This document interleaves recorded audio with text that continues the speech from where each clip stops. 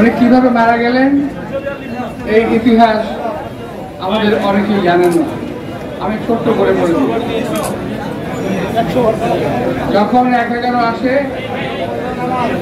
১৯০৭ সালে ২০০৭ সালে তখন থেকে কোকো এবং আমাদের অ্যাক্টিং চেয়ারম্যানের উপরে, দেশ নেত্রী বেগম খালেদার উপরে এবং আমাদের উপরে নেমে আসে দুঃসহ নির্যাতন। আমাদের বিএনপির এমন কোনো নেতা নাই, এখানে যারা আছেন তারা অনেকেই ছোট ছিলেন, জানেন না। বিএনপির এমন কোনো নেতা নাই যেই নেতা পালিয়ে থাকেন নাই কিংবা কারাবরণ করেন না। সেই তখন থেকে ১৭ বছর যাবৎ আমরা এই বিগত আওয়ামী সরকারের হাতে নিষ্পেষিত। শুধু আমরা নই, বাংলাদেশের প্রতিটি মানুষ এই সরকারের হাতে নিষ্পেষিত হয়েছে। যখন কোকো মালয়েশিয়া অবস্থান করছিল, অসুস্থ অবস্থায় তিনি সেখানেই মারা যান এবং তার লাশ ঢাকায় আনা হয়। আমরা ভাইরা কোকো সম্পর্কে বাংলাদেশের যারা জানে তারা কেউ একটা শব্দ উচ্চারণ করতে পারবে না যে খারাপ ছেলে। আল্লাহ তাকে বেস্ট নসিব করুন। কোকো বাংলাদেশের ক্রীড়াঙ্গনে একটা উজ্জ্বল নক্ষত্র ছিল। ক্রিকেট বোর্ডকে সে উন্নত বিশ্বের সমসাময়িক একটা সাময়িক অবস্থায় নিয়ে গিয়েছিল। সেই ক্রিকেটের কি দুরবস্থা হলো এটা আপনারা দেখেছেন। কোকো থাকলে কিন্তু আজকে ক্রিকেট অনেক উপরে গিয়ে। তো প্রিয় ভাইরা, একইভাবে দেশ নেত্রী বেগম খালেদাকে যদি গ্রেফতার করা না হতো, উনি সুস্থ থাকতেন, আজকে আমাদের মাঝে নেতৃত্ব দিতেন। বহু আগেই আওয়ামী লীগকে জালেম সরকারকে আমরা বিদায় করে দিতে পারতাম। যদি আমাদের নেতা তারেক রহমান দেশে আসতে পারতেন, আমরা বহু আগে তাকে সরকারকে বিদায় করতে পারতাম। তারেক রহমান দেশে থাকা অবস্থায়, বিদেশে থাকা অবস্থায় কতগুলো মামলা দিল। এমনকি তার যে সুযোগ্য সহধর্মী এবং তার যে সহধর্মীর যে কোয়ালিটি, তার যে বংশমর্যাদা, বাস্তবে এটা বলতেই হয়, বাংলাদেশের এমন কোন পরিবার নাই যে পরিবার তার বংশমর্যাদার সাথে টক্কর দিতে পারে। সেই মেয়েটাকেও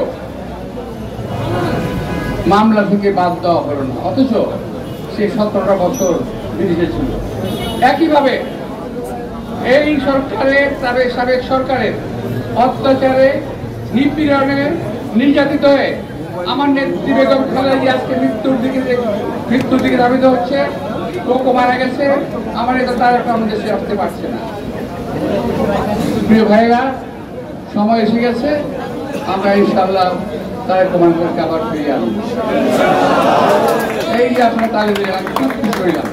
কিন্তু একটা কথা আছে, আপনাদের মধ্যে কিংবা আপনাদের নামে কিছু কিছু সন্ত্রাসী সারা বাংলাদেশে এমন অপকর্ম করতেছে যেটা বদনাম বিএনপি এখানে আসছে,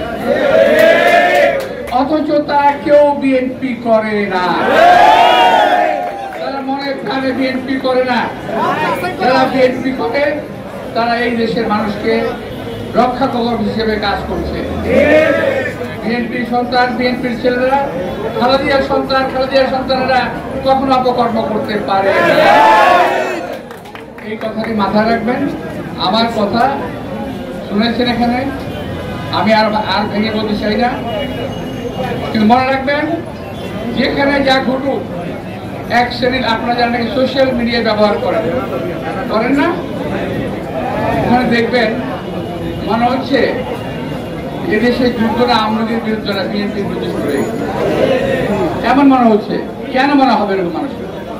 বিএনপি অত্যন্ত জনপ্রিয় দল, অত্যন্ত জনপ্রিয় দল। 17 বছর রোদে ঘামে ভিজিয়ে পুড়ে জেলে গিয়ে খাঁটি সোনা হয়ে গেছে এই বিএনপি।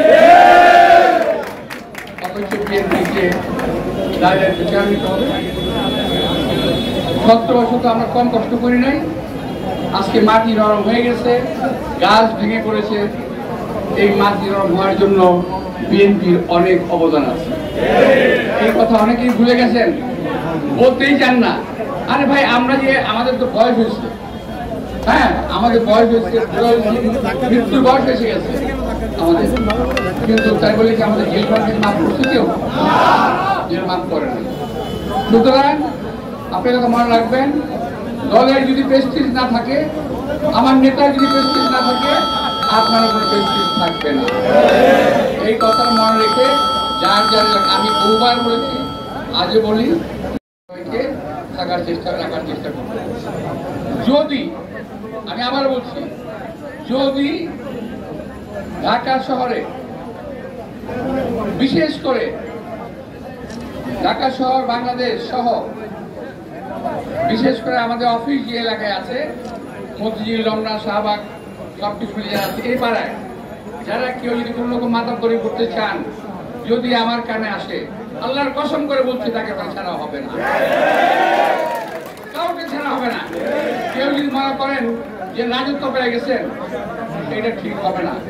এটা রাজত্ব নয়, অনেক কষ্টের ফসল আজকে আমাদের এই অবস্থা।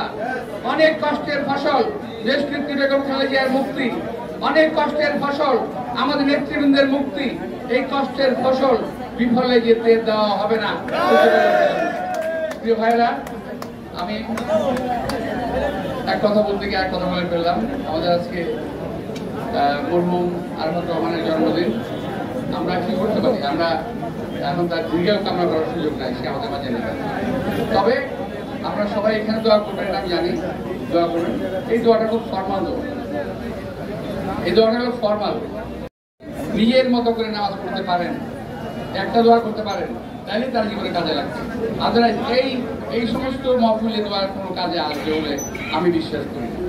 তো প্রিয় ভাইরা, আপনাদের সবাইকে আন্তরিক শুভেচ্ছা এবং ধন্যবাদ জানিয়ে এই দলটাকে আপনারা আবার সুন্দর করে ধরে রাখবেন, এই আহ্বান জানিয়ে বক্তব্য শেষ করছি। আল্লাহ হাফেজ।